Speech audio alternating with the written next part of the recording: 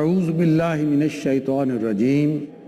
بسم اللہ الرحمن الرحیم قال الملأ الذین استکبروا من قومہ لنخرجنک یا شعیب والذین آمنوا معک من قریتنا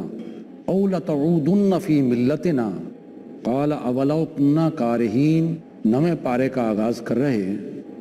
اور اس کے اندر سورہ اعراف کا جو بقیہ حصہ ہے تقریباً 119 آیات ہے جو اس کے اندر شامل ہیں، اور آگے سورہ انفال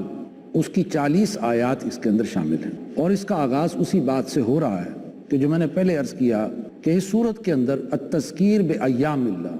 کہ اللہ ان بڑے دنوں کی جس میں قوموں کو ہلاک کر دیا گیا اس کے حوالے سے ایک یاد دہانی، پہچانو، عبرت حاصل کرو۔ اس میں مختلف قوموں کے اوپر جو اللہ کے عذاب آئے، ان میں شعیب علیہ السلام کی قوم بھی تھی، اور ان کے حوالے سے یہاں اس کا آغاز ہو رہا ہے۔ فرمایا کہ تو ان کی قوم کے جو سردار تھے، وہ جو متکبر تھے، تو انہوں نے کہا کہ اے شعیب، ہم تمہیں اور تمہارے ساتھی جو اہل ایمان ہیں ان کو اپنے شہر سے نکال دیں گے، یا تمہیں واپس ہماری ملت کی طرف، ہمارے طریقے کی طرف، دین کی طرف واپس آنا پڑے گا۔ جس پر شعیب علیہ السلام نے فرمائے کہ کیا اگر ہم تمہارے اس دین سے بیزار ہوں تب بھی، یعنی یہ کہ اگر ہم واپس آتے ہیں ملت کی طرف، یہ تو گویا خود اللہ پر تہمت جڑنے کی بات ہے۔ جب ہم نے یہ کہا کہ اللہ نے ہمیں ہدایت دی، اللہ نے ہمیں یہ راستہ دکھایا، اور اگر واپس ہم جاتے ہیں جس کا مطلب یہ سارا بہتان تو پھر اللہ پر ہوگا۔ لہٰذا انہوں نے اللہ سے دعا کی، اللہ اس قوم اور ہمارے مابین انصاف کے ساتھ فیصلہ فرما دے، یعنی کلمہ حق باہر انہوں نے کہہ دیا۔ وقال الملأ الذین کفروا من قومہ، تو ان کی قوم کے جو سردار کہ جو کفر پر تھے وہ کہنے لگے لئن اتبعتم شعیبا انکم اذا لخاسرون۔ اور صاحب اقتدار لوگ یہی کرتے ہیں کہ قوم کو اپنا ہمنوا بنانے کے لیے ان کو خوف زدہ کرتے ہیں، کہنے لگے کہ اگر تم نے شعیب کے باتوں کی پیروی کی تو تم بہت خسارے اور گھاٹے میں پڑ جاؤ۔ یعنی یہ کہ چونکہ شعیب تو تجارت میں امانت اور دیانت کا درس دیتا ہے، اور ہماری تجارت اس کے بغیر چل ہی نہیں سکتی جب تک کہ ہم ناپ تول میں کمی نہ کریں، یہی تو ہماری کمائی کا ذریعہ ہے۔ لہٰذا اگر اس کا اصول اپنا لیا پھر تو گویا سمجھو کہ تجارت کا بستر گول ہو گیا، پھر تو ہماری تجارت چل نہیں سکے گی۔ اور آج بھی ہمارے اس دور میں ہمارا نظریہ الا ماشاءاللہ یہ ہے کہ سیاست ہو یا تجارت، یہ بغیر دھوکے کے، فریب کے، سبز باغ دکھانے کے، جھوٹ کے، یہ دونوں چیزیں چل نہیں سکتی۔ اور یہ کہ خاص طور یہ چیزیں ویسے بھی ہم سمجھتے ہیں یہ تو دنیاوی امور ہیں، ان کا دین سے تعلق نہیں، دین میں تو نماز ہے، روزہ ہے، حج اور زکوٰۃ ہے، عبادات ہیں۔ یہ معاملہ سیاسی معاملات ہوں، معاشی معاملات ہوں، تجارت ہوں، اس کے اصول وہ تو جو ہے جو مارکیٹ کا چلن ہے اس کے مطابق ہمیں چلنا پڑے گا، ورنہ یہ کہ ہم تو پھر بڑے گھاٹے میں رہ جائیں۔ تو آج بھی اللہ ماشاءاللہ ہمارا وہ نظریہ وہی کہ جو انہوں نے کہا۔ اقبال کہتا ہے جلال پادشاہی ہو کہ جمہوری تماشا ہو، جدا ہو دین سیاست سے تو رہ جاتی ہے چنگیزی۔ دین تو ایک کلی حقیقت کا نام ہے کہ دین کے اندر عقائد، عبادات، رسومات، اخلاقیات، معاشرت، معیشت، سیاست، وہ سب دین کے تابع ہے تو یہ دین بنتا ہے۔ اور اگر وہ نہیں، اس میں تو ہے معاشرت اور معیشت اور سیاست کو تم علیحدہ کر دو اور صرف عقائد و نظریات اور کچھ اخلاقی تعلیمات کو اپنا لو، تو یہ گویا تم نے دین کو پھاڑ دیا، اس کے حصے بکھرے کر دیے، اور یہ چیز اللہ کے ہاں قابل قبول نہیں۔ لہٰذا چونکہ قوم نے اپنے رسول کی بات نہ مانی، لہٰذا ایک زلزلے کے ذریعے سے ان کو برباد کر دیا گیا، اور شعیب علیہ السلام اور جو اہل ایمان ان کے ساتھ تھے ان کو بچا لیا۔ آگے فرمایا کہ اگر تم ایمان اور تقوی کی روش اختیار کرو تو ہم رزق کے خزانے تمہارے لیے کھول دیں گے، اور آسمان سے بھی جو ہے اور زمین سے بھی جو ہے تمہیں خوب رزق وافر رزق جو ہے عطا فرمائیں گے، آسمان سے بارشیں برسائیں گے اللہ۔ فرمایا وَلَوْ أَنَّ أَهْلَ الْقُرَىٰ آمَنُوا وَاتَّقَوْا، اگر بستی والے ایمان لاتے اور تقوی اختیار کرتے، یعنی ایمان لاتے اس سے مراد صرف یہی نہیں کہ صرف اللہ کو مان لیتے، بلکہ یہ کہ ایمان لاتے اور ایمان کے تقاضے ادا کرتے، اللہ کی اطاعت اور فرما برداری، اللہ سے وفاداری، اس کے احکام، اس کی شریعت کی پاسداری، اور دین میں اس کو آگے پہنچانا اور اس کو قائم کرنے کی جدوجہد کرنا۔ تو اگر بستی والے ایمان لاتے اور تقوی کی رو، یعنی ایک احساس کہ ہم سے کوئی غلطی نہ ہو جائے، بچ بچ کر چلنا، گناہ سے، معصیت سے، کسی کی حق تلفی سے، یا کسی کی عزت نفس کو مجروح کرنے سے، یا سابقہ قوموں کے جو حالات ہیں ان سے عبرت حاصل لیتے۔ تو اگر بستی والے وہ ایمان کی روش لاتے اور تقوی کی زندگی بسر کرتے، لَفَتَحْنَا عَلَيْهِمْ بَرَكَاتٍ مِّنَ السَّمَاءِ وَالْأَرْضِ، تو ہم کھول دیتے ان پر آسمان اور زمین کی برکتیں ساری ان پر کھول دیتے. وَلَٰكِن كَذَّبُوا، لیکن چونکہ انہوں نے جھٹلایا، وہ ایمان کے تقاضے ادا نہ کیے، وہ تقویٰ کی زندگی اختیار نہ کی، فَأَخَذْنَاهُمْ بِمَا كَانُوا يَكْسِبُونَ، تو پھر ہم نے بھی ان کو پکڑا ان کے گناہوں کی پاداش میں. آگے موسیٰ علیہ السلام کے حالات بڑی تفصیل کے ساتھ آ رہے ہیں. موسیٰ علیہ السلام آپ جانتے ہیں کہ جب وہ مدین گئے تھے اور مدین سے واپسی پر انہوں نے ایک آگ دیکھی اور وہ آگ کے قریب گئے تو اللہ تعالیٰ نے ان کے ساتھ ہم کلامی فرمائی اور ہم کلامی کا شرف عطا ہوا موسیٰ علیہ السلام کو. اس وقت اللہ تعالیٰ نے موسیٰ علیہ السلام سے فرمایا کہ اے موسیٰ جائیے فرعون کی طرف، اذهب الى فرعون انه طغى، آپ جائیے فرعون کی طرف، وہ بڑا سرکش ہو گیا. اور اگرچہ موسیٰ علیہ السلام اس بات پر گھبرائے اور کہا کہ میرے بھائی کو بھی میرے ساتھ بھیج دیں، لیکن اس کے باوجود اللہ تعالیٰ نے ان کو 2 معجزے عطا کیے، ایک عصا کا معجزہ اور ید بیضا کا معجزہ. یعنی ایک وہ عصا کہ جو ضرورت پڑتی تھی تو وہ ایک اژدہے کی شکل اختیار کر لیتا، اور موسیٰ علیہ السلام اپنی بغل میں اپنے ہاتھ کو ڈالتے باہر نکالتے تھے تو بہت وہ روشن اور چمکدار بن جاتا تھا. وہ کسی بیماری کی وجہ سے نہیں بلکہ ایک معجزے کی وجہ سے. اور یہ دونوں نشانیاں موسیٰ علیہ السلام نے فرعون کے سامنے پیش کیں، جیسا کہ پچھلی سابقہ قوموں کا بھی یہی طریقہ وتیرہ رہا ہے. تو اس نے کہا کہ یہ تو نرا جادو ہے اور ہم تمہارا مقابلہ کریں گے اپنے جادوگروں سے. لہٰذا اس نے جو ہے اپنے علاقے کے جو بہت ہی مشہور اور نامور قسم کے وہ جادوگر تھے ان کو بلایا اور ان سے کہا کہ تمہیں اعزاز و اکرام دیا جائے گا اور ہم تمہیں اپنے مقربین خاص میں سے بنا لیں گے اگر تم یہ بازی جو ہے موسیٰ علیہ السلام کے مقابلے میں اپنا جادو جو ہے دکھاؤ اور ان کو مات دے دو. تو جب معاملہ شروع ہوا اور تو چونکہ اللہ نے موسیٰ علیہ السلام کو جو معجزہ دیا تھا وہ تو سچا معجزہ تھا، اور جادوگروں نے جو کچھ دکھایا وہ رسیاں جو ڈالی جو لوگوں کو نظر آئی جیسے سانپ ہے، لیکن وہ تو جادو تھا. لہٰذا موسیٰ علیہ السلام کا اژدہا جو تھا وہ اللہ تعالیٰ کا جو معجزہ تھا اس نے ان سانپوں کو ہڑپ کر لیا. اور جادوگروں پر جو حقیقت کھل گئی کہ یہ وہ جانتے تھے کہ یہ جادو وادو نہیں ہے، یہ واقعتاً اللہ کا سچا پیغمبر ہے، رسول ہے. ان کی باتوں سے بھی ان کو جو ہے وہ خوشبو آ رہی تھی کہ یہ اللہ کے سچے پیغمبر ہیں. لہٰذا وہ سجدے میں گر گئے اور ایمان لیا. جب یہ دیکھا فرعون نے کہ یہ تو بازی الٹ گئی تو اس نے کہا کہ یہ ساری نورا پشتی ہے اور تم آپس میں ملے ہوئے اور تمہاری اپنی چال ہے، اور دھمکی دی جیسے کہ ہوتا ہے جب اپنا نظام خطرے میں پڑنے لگتا ہے حق کی دعوت کے مقابلے میں تو پھر وہ تشدد پر اتر آتے ہیں. لہٰذا فرعون نے کہا کہ میں تمہارے ہاتھ پاؤں الٹی سبز سے کٹوا دوں گا اور تمہیں جو ہے سولی پر چڑھا دوں گا. اس پر جادوگروں نے جو جواب دیا قرآن مجید نے ان کے اس جواب کو جو ہے ہمیشہ ہمیشہ کے لیے قلم بند فرما دیا. اور میں قالوا انا الی ربنا منقلبون، کہنے لگے کہ ہم تو بہرحال اپنے رب ہی کی طرف لوٹنے والے ہیں. وما تنقم منا الا ان آمنا آیات ربنا لما جاءتنا، اور تم ہم سے کس بات کا انتقام لینا چاہتے ہو؟ صرف اس بات پر کہ ہم یہ کہتے ہیں کہ ہم اپنے رب کی نشانیوں اور اس کی آیات پر ایمان لاتے ہیں کہ جو ہم تک پہنچی ہیں. ربنا افرغ علینا صبرا وتوفنا مسلمین. اور پھر انہیں معلوم تھا کہ جو کچھ ہمارے ساتھ بیتنی ہے وہ تو بہرحال بیتنی ہے اور ہم ایمان پر ہماری موت آئے. لہٰذا اللہ سے انہوں نے دعا کی اے اللہ ہم پر صبر ڈال دے، ہم پر صبر انڈیل دے، اور یہ کہ ہمیں موت دینا تو فرما برداری کی حالت میں، ایسا نہ ہو کہ اس کی وجہ سے ہم کہیں اپنے ایمان کو ضائع نہ کر بیٹھیں. اصل چیز ایمان ہے کہ انسان ایمان پر اسلام پر زندگی بسر کرے اور ایمان پر اس کی موت آئے. اقبال نے کہا ہے جب اس انگارہ خاکی میں ہوتا ہے یقین پیدا تو کر لیتا ہے یہ بالوں پرے روح الامی پیدا. تو وہ ایمان ان کا اتنا مضبوط تھا کہ انہوں نے ترجیح دی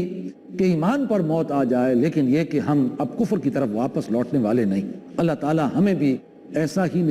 ایمان نصیب فرمائے. اس کے بعد فرعون نے ایک بڑا ظالمانہ فیصلہ کیا، اپنی کیبنٹ میٹنگ بلوائی اور جو بھی اس کے وزراء تھے انہوں نے فرعون سے گلہ کیا کہ آپ نے موسیٰ علیہ السلام اس کی قوم کو بڑی ڈھیل دی ہوئی ہے، انہوں نے ہمارے بتوں کی بندگی جو ہے وہ چھوڑ رکھی ہے، اور یہ کہ ان کی جو بھی اب یہ بات پھیل رہی ہے کہ وہ جیت گئے ہیں اور اللہ سچا ہے، ان کا دین سچا ہے، یہ ہمارے سسٹم ہمارے نظام کے لیے فساد کے لیے برابر ہے. لہٰذا اس سے ہمارے نظام کی چولہے ہل جائیں گی، لہٰذا ہم اس کے لیے کچھ کرنا چاہیے. لہٰذا انہوں نے مشورے کے ساتھ طے کیا اور فرعون نے فیصلہ کیا. یہ فرعون وہ ہے کہ جس کو تاریخ میں رمسیس II کے نام سے پہچانا جاتا ہے، اور اس کا باپ جو رمسیس I تھا اس نے بھی اپنے جو ہے ایک فیصلہ کیا. جب موسیٰ علیہ السلام ان کے محل میں پلے تھے اس وقت اس نے فیصلہ کیا، بنی اسرائیل وہی فیصلہ تھا کہ ہم ان کے بچوں کو مار دیں گے اور ان کی بچیوں کو زندہ رکھیں گے. لہٰذا اس نے اپنے باپ کی سنت پر عمل کرتے ہوئے رمسیس II نے کہا کہ ہم بھی وہی کچھ کریں گے جو ہمارے والد نے کیا. کہ ہم ان کے بچوں کو قتل کریں گے اور ان کی عورتوں کو زندہ رکھیں گے۔ موسیٰ علیہ السلام نے قوم سے کہا استعینوا باللہ واسبروا، کہ دیکھو اللہ سے مدد مانگو اور صبر کرو۔ صبر سے مراد ہے اپنے اس دین حق پر قائم اور ثابت قدم رہو، پیچھے نہ ہٹو بلکہ قائم اور جازم رہو۔ اور آگے چل کر فرمایا کہ قال عسیٰ ربکم ان یہلک عدوکم، یہ تو امید کی جا سکتی ہے کہ اللہ تمہارے دشمن کو ہلاک کر دے، وَيَسْتَخْلِفَكُمْ فِي الْأَرْضِ، اور پھر وہ تمہیں زمین میں خلافت دے گا، اقتدار دے گا، وَيَنْظُرَ كَيْفَ تَعْمَلُونَ، اور پھر وہ دیکھے گا تم کیا عمل کرتے ہو۔ یعنی یہ تو مجھے یقین ہے اور قوی امید ہے کہ اللہ اس دشمن کو ہلاک کر دے گا، لیکن تمہاری اصل آزمائش یہ ہے کہ اس کے بعد پھر اللہ تمہیں جو اختیار دے گا اور پھر وہ دیکھے گا تم کیا کرتے ہو، کیا تم فرعون جیسا کردار تو اختیار نہیں کرتے، یا یہ کہ اللہ کی اطاعت و فرما برداری اور اس کی زمین کو جو ہے عدل و انصاف کے ساتھ بھرتے ہو یا نہیں، تو اللہ یہ دیکھے گا۔ اس وقت ہم ایک وقفہ لیتے ہیں اور وقفے کے بعد انشاءاللہ دوبارہ ملاقات ہو۔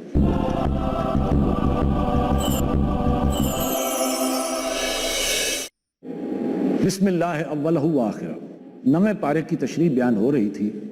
اور اس میں موسیٰ علیہ السلام کے حالات اور واقعات جو ہے وہ ڈسکس ہو رہے تھے، اور اس میں بنی اسرائیل کی آگے جو ناشکری ہے اور احسان فراموشی ہے اس کا پھر آگے ذکر ہوتا، اس لیے کہ موسیٰ علیہ السلام نے فرمایا کہ پھر اللہ تمہیں اختیار دے گا اور پھر دیکھے گا تم کیا کرتے ہو۔ لہٰذا وہ قوم جب فرعون ہلاک ہوا اور سمندر میں وہ اور اس کی فوجیں غرق ہوئیں اور یہ باہر نکلے اور اللہ نے ان پر بے شمار انعامات عطا فرمائے، ابر کا سایہ اور من و سلوہ اور پانی فراہم کر دیا، لیکن یہ کہ اس قوم کا گزر ایک ایسے لوگوں پر ہوا کہ جو بت پرستی میں مشغول تھے۔ قوم نے یہ موسیٰ علیہ السلام سے درخواست کی کہ ہمیں بھی ایک بت بنا دیں تاکہ ہم اس کے سامنے اس کو دیکھیں اور ہماری آنکھیں ٹھنڈی ہوں اور اس کے سامنے ہم ڈنڈوت کریں اور سجدے کریں اور دعائیں اس سے مانگیں۔ اندھے خدا سے دیکھا ہوا خدا یعنی کہ گویا کہ بہتر ہے۔ موسیٰ علیہ السلام نے فرمایا کہ کیا تم جاہل ہو گئے ہو؟ کیا تم یہ سمجھتے ہو کہ میں اللہ کے سوا کسی اور معبود کی تلاش کروں گا؟ تم تو یقیناً بڑے نادان اور جاہل لوگ ہو۔ یعنی اتنی نعمتوں کے باوجود پھر بھی گویا کہ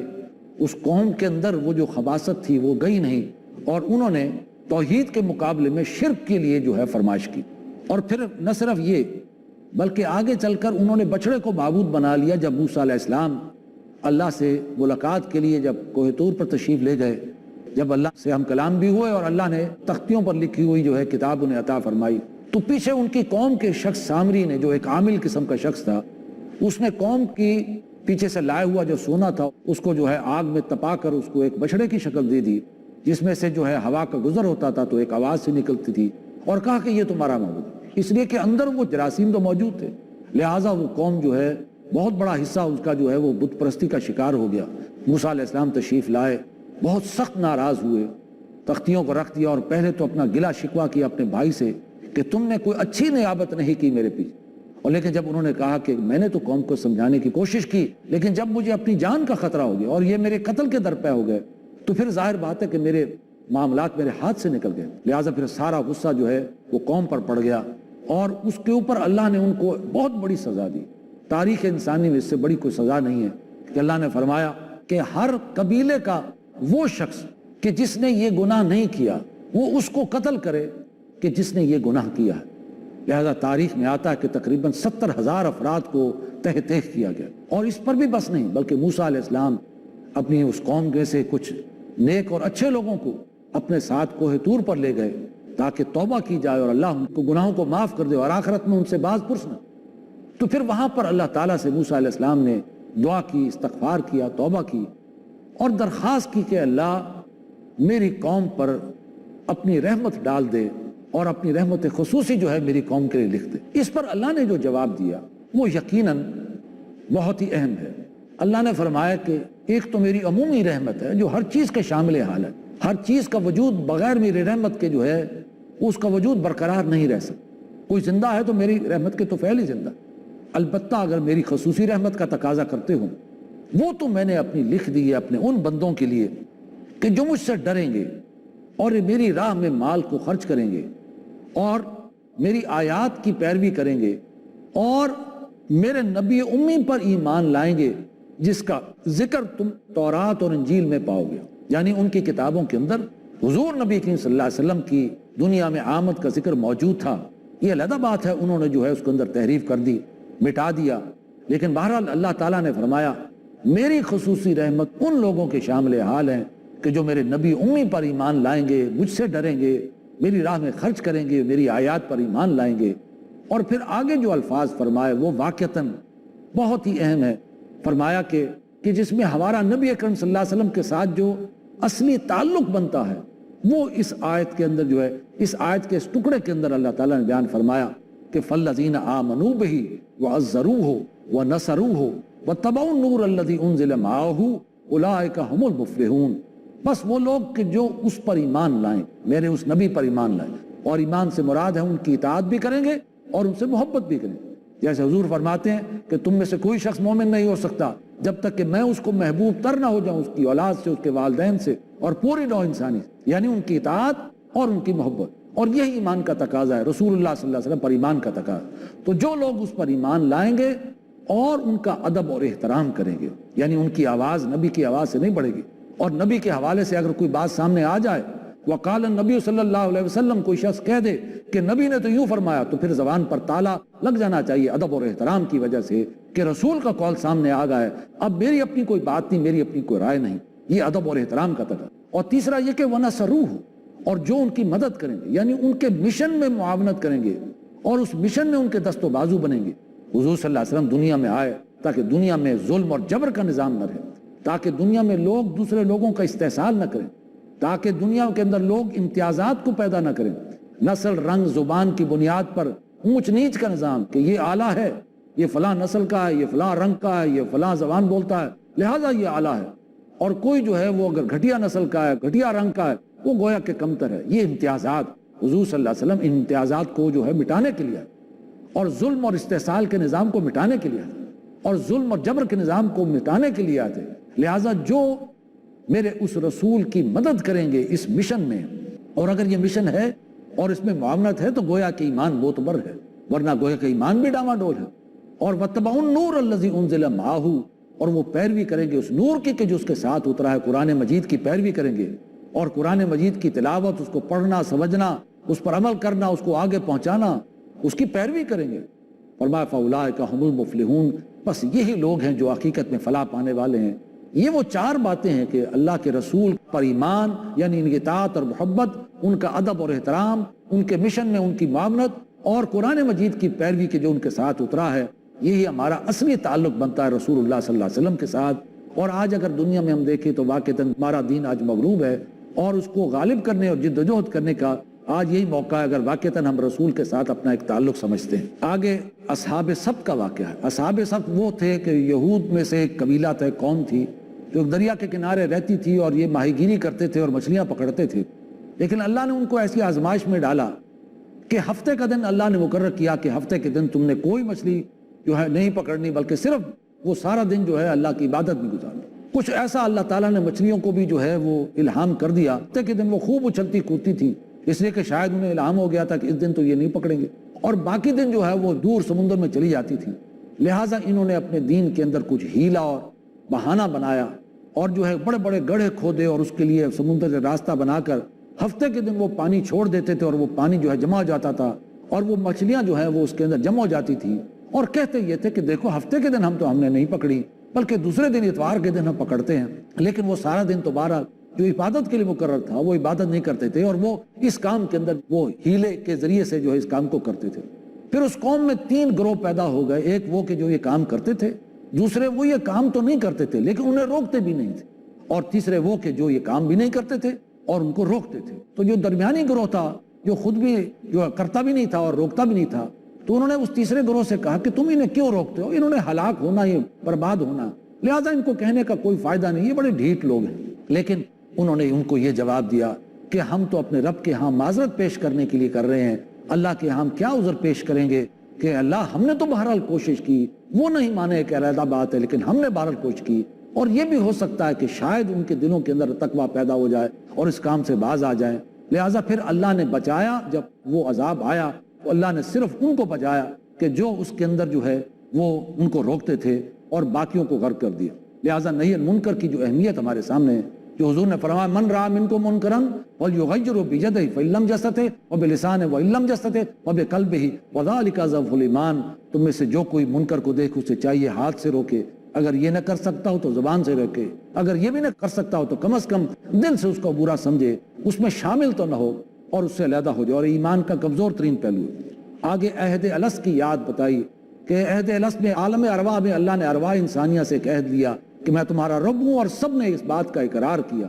گویا کہ اب یہ اقرار جو ہے، یہ قول و قرار، یہ معاہدہ، یہ عہد الست کی یاد ہماری فطرت کے اندر اللہ نے رکھ دیا، اور انسان جس کو رب مانے گا اسی کی بندگی کرے، اور اگر رب کے علاوہ کسی اور کی پرستش اور بندگی ہو رہی ہے اور اس چیز کی پیروی ہو رہی، تو گویا کہ وہی اس کا رب ہے۔ کہ جیسے اگر مال و دولت کی محبت انسان کے دل میں زیادہ آ جائے اور اس کی تابعداری زیادہ آ جائے، اس کا مطلب رب بھی وہی ہے۔ جیسے حضور نے فرمایا کہ تئس عبد الدینار و عبد الدرہم، ہلاک ہو جائے جو درہم و دینار کا بندہ ہے، جو اللہ کا بندہ نہیں، درہم و دینار کا بندہ ہے۔ اور اسی طرح اگر انسان نفس کی پیروی کرنے لگ جائے اور اللہ کی اطاعت و فرما برداری نہ کرے، تو اس کا مطلب یہ ہے کہ اس کا رب پھر وہ اس کا نفس ہے۔ جیسے قرآن میں آتا ارأیت من اتخذ الہہ ہواہ افانت تکون علیہ وکیلا، اے نبی آپ نے دیکھا اس شخص کی طرف جس نے اپنی خواہش و نفس کو اپنا معبود بنا لیا، تو کیا آپ ایسے شخص کی وکالت کریں گے؟ آخر میں بلعام بن باورا ایک شخص جو عالم تھا بنی اسرائیل کا، اللہ نے اس کو علم بھی دیا تھا، لیکن نفسانی خواہشات اور مرغوبات نفس اور نفسانی شہوات کے چکر میں آ کر وہ اللہ کو بھلا بیٹھا اور دنیا ہی کا طالب بن کر رہ گیا۔ تو اللہ نے فرمایا کہ میں تو یہ چاہتا تھا کہ اس علم کے ذریعے سے اس کو بلندی حاصل ہو، لیکن یہ کہ وہ بدبخت تو زمین ہی کی طرف بڑھتا چلا گیا اور نفسانی خواہشات کا پیروکار بن گیا، پستی کی طرف چلا گیا۔ اور فرمایا کہ اس کی مثال ایسے جیسے کتے کی مثال ہے، کیونکہ کتے کی جو مثال اللہ نے دی ہے، کتے کے اندر دو چیزیں، ہمتن شرمگاہ اور ہمتن پیٹ، یا اس کو جو ہے وہ پیٹ عزیز ہے یا شہوانی جذبات اس کو عزیز ہیں۔ تو جو انسان جس کو نہ اللہ یاد آئے، نہ آخرت یاد آئے، نہ شریعت یاد آئے، بلکہ وہ دنیا کا طالب بن کر رہ جائے اور صرف جو ہے دنیا کا مال و اسباب کا اصول اور دنیا میں جو ہے اپنی سیکشول ارج اور میٹیریلسٹک ارج ہی کو اگر وہ بنا لے، تو گویا کہ اس کی مثال پھر اسی کی طرح ہے۔ اور اللہ نے فرمایا یہ مثال اس قوم کی ہے، یعنی یہ مثال جو بہت ہی کڑی مثال ہے، فرمایا اس قوم کی ہے جو اللہ کی آیات اس کے سامنے آئے اور ان سے اعراض کرے، ان کو نظر انداز کرے، اللہ کو بھلا دے، اس کے احکام کو بھلا دے، اس کی کتاب کو بھلا دے، اس کے رسول کو بھلا دے، اور یہ کہ دنیا ہی کے طالب بن کے رہ جائے، اور یہ مال و دولت دنیا، یہ رشتہ و پیوند، بتان وہم و گما لا الہ الا اللہ، وہ دنیا ہی کا طالب بن کر رہ جائے اور اللہ کی نعمتوں کی ناقدری کرے، تو پھر اس کی مثال اسی طرح ہے جیسے کہ اللہ نے مثال بیان کی ہے۔ اللہ تعالی ہمیں اس مثال سے بچائے اور ہمیں دنیا کا طالب نہیں بلکہ اللہ اپنا طالب بنائے، ہمارے دلوں کے اندر وہ اللہ کی محبت، رسول کی محبت، قرآن کی محبت اور وہ پیدا فرمائے، اور آخرت کا جذبہ ہمیں عطا فرمائے۔ وآخر دعوانا ان الحمد للہ رب العالمین۔